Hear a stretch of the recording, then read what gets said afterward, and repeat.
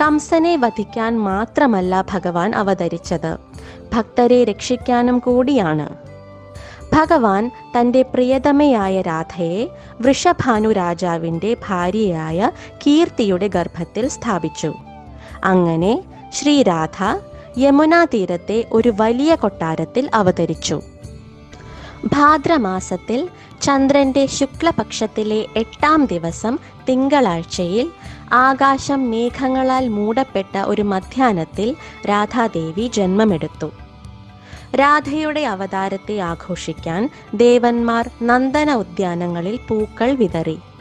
എങ്ങും വലിയ ശുഭകരമായ അവസ്ഥയായിരുന്നു. നദികളും അരുവികളും സമുദ്രങ്ങളും തടാകങ്ങളും ശുദ്ധജലത്താൽ നിറഞ്ഞു. 100 ചന്ദ്രന്മാരുടെ സൗന്ദര്യത്തോളം മുഖകാന്തിയുള്ള തൻ്റെ മകളെ നോക്കി അമ്മയായ കീർത്തി സന്തോഷിച്ചു.